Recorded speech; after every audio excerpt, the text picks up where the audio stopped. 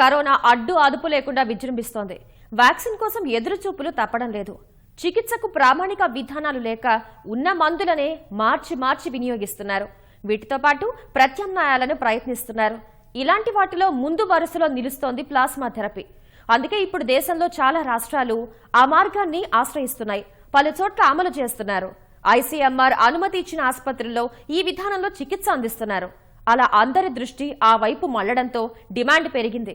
ఫలితంగా ప్లాస్మా కొరత కనిపిస్తోంది. అవగాహన లేక దాతలు ముందుకు రాకపోవడం, కొందరు దీన్ని వ్యాపార కోణంలో చూస్తుండటం వంటి వాటి వల్ల అనేక ఇబ్బందులు ఎదురవుతున్నాయి.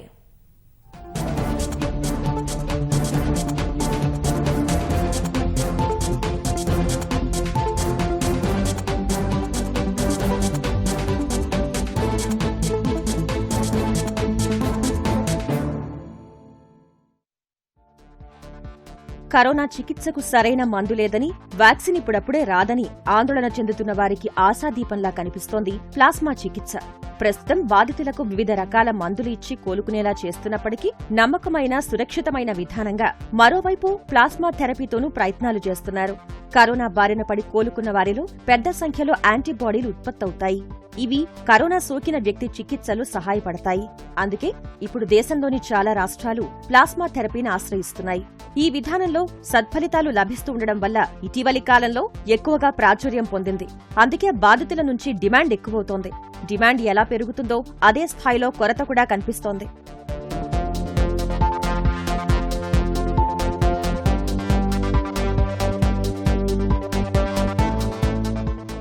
ప్లాస్మా కొరతకు అనేక కారణాలున్నప్పటికీ ముఖ్యంగా దాతలు తగినంతగా లభించకపోవడం ప్రధాన కారణంగా కనిపిస్తోంది.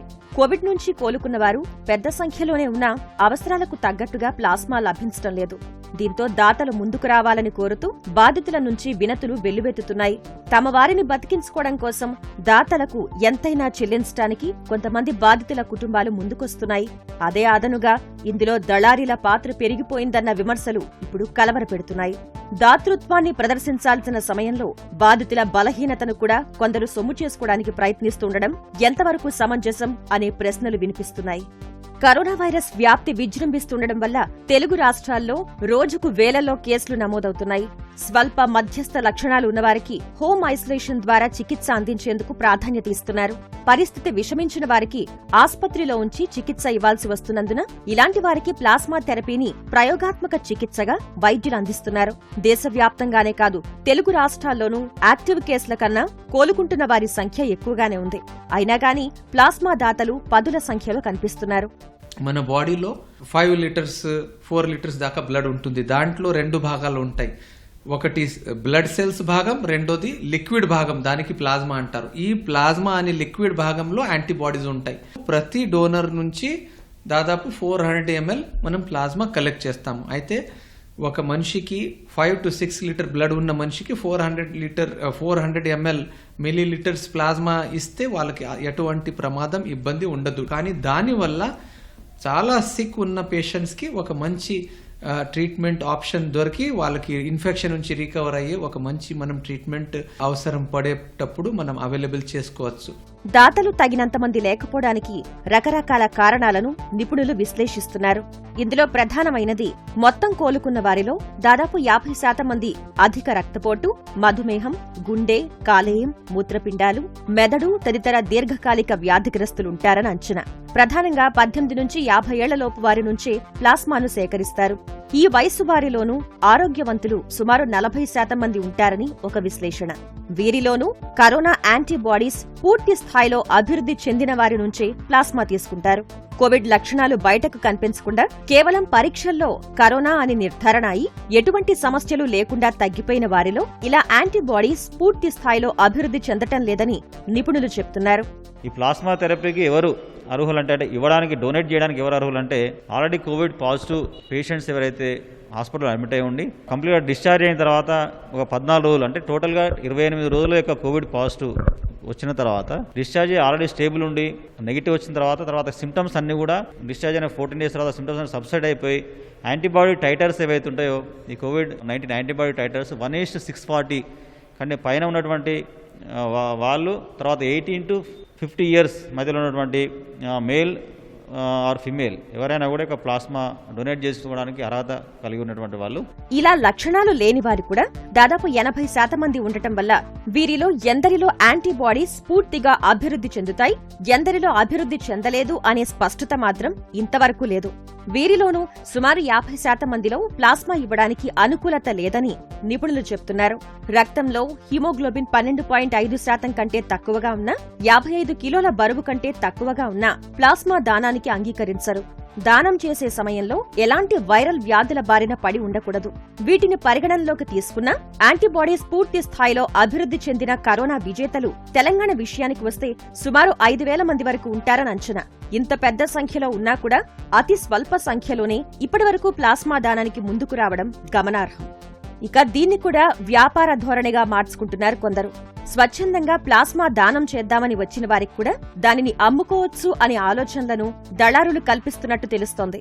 అలా రక్తదానం మాదిరిగానే ప్లాస్మాను ఇద్దామని వచ్చిన వారికి డబ్బుల ఆశ చూపి ముందస్తుగానే వారి నుంచి ప్లాస్మా స్వీకరిస్తున్నట్టు ఆరోపణలొస్తున్నాయి.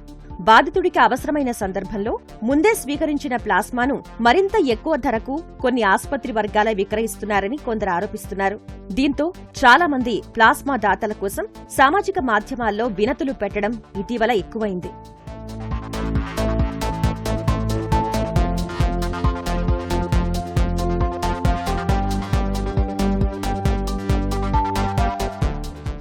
సాధారణ రక్తదానంపైనే ప్రజల్లో ఇప్పటికీ అపోహలు కనిపిస్తున్నాయి. ఇప్పుడు కొత్తగా ప్లాస్మా అనేసరికి దీనివల్ల ఇంకా కొత్త సమస్యలేమైనా వస్తాయేమోననే భయాందోళనలు వ్యక్తమవుతున్నట్లుగా నిపుణులు చెప్తున్నారు. దీనిపై విస్తృతంగా అవగాహన కల్పించడం ద్వారా ప్లాస్మా దాతలు పెద్ద ఎత్తున ముందుకు వచ్చే విధంగా ప్రభుత్వమే చొరవ తీసుకోవాలని సూచిస్తున్నారు. ప్లాస్మా బ్యాంకును ఏర్పాటు చేసి అర్హులైన వారందర్నీ అందులో చేర్చి వారిని చైతన్యపరచడం ద్వారా ప్లాస్మా కొరత లేకుండా ముందస్తు జాగ్రత్తలు తీసుకోవాలని చెప్తున్నారు. ఈ నేపథ్యంలో ప్లాస్మా దానంపై అవగాహన కల్పించడంతో పాటు స్వయంగా దానం చేసేందుకు కొందరు ముందుకు వస్తుండటం బాధితుల్లో ఆశలు రేకెత్తిస్తోంది.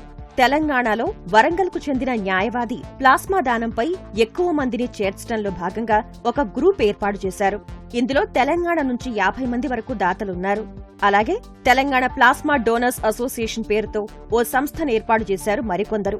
7 సభ్యులతో ఏర్పాటైన ఈ సంస్థలో దాతలు తమ పేరు నమోదు చేసుకోవచ్చు. అన్ని చోట్ల ఇలాంటి ప్రయత్నాలు ప్రారంభం కావాల్సిన అవసరం ఉంది.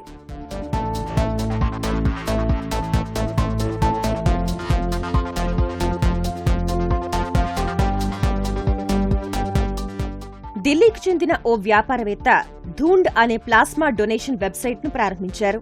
దాని ద్వారా ప్లాస్మా కావాల్సిన వారికి ప్లాస్మా దానం చేసేవారి వివరాలు అందిస్తారు. అలాగే ఢిల్లీకి చెందిన ఓ విద్యార్థిని ప్లాస్మా యాప్ రూపొందించింది. ప్లాస్మా బ్యాంక్ యాప్ కోపాల్-19 సాయంతో కరోనా బాధితులకు సరిపోయే ప్లాస్మా దాతను గుర్తించవచ్చు. రోగులకు దాతలకు అనుసంధానంగా దీన్ని తీర్చిదిద్దాలనుకున్న యాప్ రూపకర్త ప్లాస్మా దానంతో ఓ జీవితాన్ని కాపాడండి అనే క్యాప్షన్తో కోపాల్-19 యాప్ను తయారు చేసింది. కరోనా చికిత్సలో ప్లాస్మా థెరపీ ప్రాధాన్యత పెరుగుతుండడం వల్ల చాలా రాష్ట్రాలు ప్లాస్మా దానానికి ముందుకు రావాలని కోరుతున్నాయి. ఇందుకోసం ఢిల్లీలో ప్లాస్మా బ్యాంకునే ఏర్పాటు చేశారు. ఇది దేశంలో తొలి ప్లాస్మా బ్యాంక్. మొదటి ప్లాస్మా సెంటర్ విజయవంతం కావడంతో రెండో బ్యాంక్ కూడా జులై 14న ప్రారంభించారు. కేరళలో తొలి ప్లాస్మా బ్యాంకును మంజేరిలోని ప్రభుత్వ వైద్య కళాశాల ఆసుపత్రిలో ఇటీవలే ఏర్పాటు చేశారు. దాని ఏర్పాటు తర్వాత దాదాపు 25 మంది దాతలు ముందుకు వచ్చి ప్లాస్మాను దానం చేశారు. మహారాష్ట్రలో అయితే ప్రాజెక్ట్ ప్లాటినా పేరుతో ప్రపంచంలోనే అతి పెద్దదైన ప్లాస్మా థెరపీ పరీక్షలు, చికిత్సా కేంద్రాన్ని ఏర్పాటు చేసింది. కరోనా ఇన్ఫెక్షన్ నుంచి కోలుకున్న వారి రక్తంలోని ప్లాస్మాను జబ్బుతో బాధపడుతున్న వారికి ఎక్కించే కన్వల్సెంట్ ప్లాస్మా థెరపీ కొత్త మార్గాన్ని చూపెడుతోంది. నిజానికి ఇది కొత్త చికిత్స ఏమీ కాదు. గతంలో కరోనా తరగతికే చెందిన వైరస్ల మూలంగా విజృంభించిన సార్స్, మెర్స్ లాంటి జబ్బుల్లోనూ ఉపయోగించారు. ఈ విధానం సత్ఫలితాలు ఇస్తుండటం వల్ల ఐసీఎంఆర్ కూడా దీనికి పచ్చజెండా ఊపింది. ఇంతకీ ఏమిటా చికిత్స, ఎలా చేస్తారు?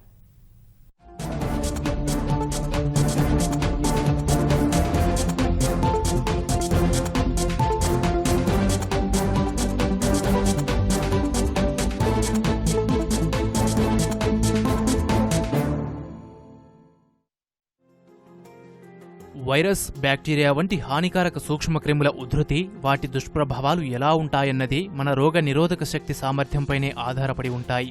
రోగ నిరోధక శక్తి బలంగా ఉండి వైరస్ అంత ఉధృతంగా లేకపోతే యాంటీబాడీలు తేలికగా నిర్మూలిస్తాయి. అదే వైరస్ బలంగా ఉండి రోగ నిరోధక శక్తి అంత బలంగా లేకపోతే ఇన్ఫెక్షన్ తీవ్రంగా దాడి చేస్తుంది. అవయవాలు దెబ్బతిని ప్రాణాలకు ముప్పు వాటిల్లే ప్రమాదముంటుంది. కరోనా దాడిలో జరుగుతున్నదిదే. కొత్త వైరస్ కావటం, దీన్ని మన రోగ నిరోధక శక్తి గతంలో ఎప్పుడూ ఎదుర్కొని ఉండకపోవటం వల్ల ఉధృతంగా దాడి చేస్తోంది. అందుబాటులో ఉన్న మందులు, అన్ని చికిత్సా విధానాలు ప్రయోగించక తప్పడం లేదు.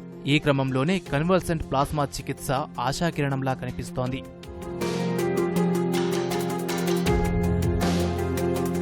జబ్బు నుంచి కోలుకుంటున్న దశను కన్వల్సెన్స్ అంటారు. ఇలాంటి దశలో ఉన్న వారి రక్తంలోని ప్లాస్మా ద్రవాన్ని వేరు చేసి జబ్బుతో బాధపడుతున్న వారికి ఎక్కించడమే కన్వల్సెంట్ ప్లాస్మా థెరపీ. జబ్బు నుంచి కోలుకున్న వారి ప్లాస్మాలో వైరస్ను ఎదుర్కోవడానికి పుట్టుకొచ్చిన యాంటీబాడీలుంటాయి. అందువల్ల దీన్ని ఎక్కిస్తే జబ్బు నుంచి త్వరగా కోలుకోవటానికి వీలవుతుంది. ఎవరికైనా ఇన్ఫెక్షన్ తీవ్రమవుతోందంటే వైరస్ ఉధృతి ఎక్కువగా ఉండటమో, రోగ నిరోధక శక్తి తక్కువగా ఉండటమో కారణం కావచ్చు. ఇలాంటి వారికి ప్లాస్మా చికిత్స ఎంతో ఉపయోగపడుతుందని చెబుతున్నారు నిపుణులు. దీనిలోని యాంటీబాడీలు వైరస్ల పనిపట్టి జబ్బు త్వరగా తగ్గేలా చేస్తాయి. టీకా ఇచ్చినప్పుడు ఒంట్లోనే యాంటీబాడీలు పుట్టుకొస్తాయి. ప్లాస్మా చికిత్సలో ఇతరుల్లో తయారైన యాంటీబాడీలు శరీరానికి అందుతాయి. ఇవి ఇన్ఫెక్షన్ తగ్గడానికి తోడ్పడతాయి. యాంటీబాడీలలో ప్రధానంగా ఐజీఎం, ఐజీజీ అని 2 రకాలుంటాయి. ఐజీఎం యాంటీబాడీలు శరీరంలో వారం రోజుల వరకు ఉంటాయి. ఐజీజీ యాంటీబాడీలు ఇన్ఫెక్షన్ మొదలైన 2 వారాల తర్వాత పుట్టుకొస్తాయి. ఇవి 5-6 నెలలుంటాయి. కొందరిలో ఏడాది ఉండొచ్చు. కొన్ని రకాల వైరస్లతో పుట్టుకొచ్చే యాంటీబాడీలు 2 నుంచి 3 ఏళ్ల వరకు ఉండొచ్చు. కొన్నైతే జీవితాంతమూ ఉండొచ్చని చెబుతున్నారు వైద్య నిపుణులు. ప్లాస్మా చికిత్సతో సత్ఫలితాలు వస్తున్నాయని భావించి ఈ ప్లాస్మాను అందరి నుంచి తీసుకోవడం కుదరదని చెబుతున్నారు.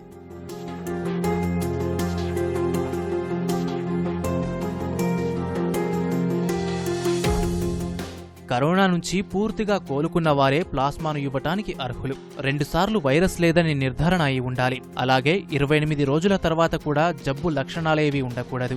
దాతల గుండె వేగం, రక్తపోటు వంటివన్నీ మామూలుగా ఉండాలని, రక్తం ద్వారా సంక్రమించే హెచ్ఐవి, హెపటైటిస్ వంటి జబ్బులేవీ ఉండకూడదని చెబుతున్నారు.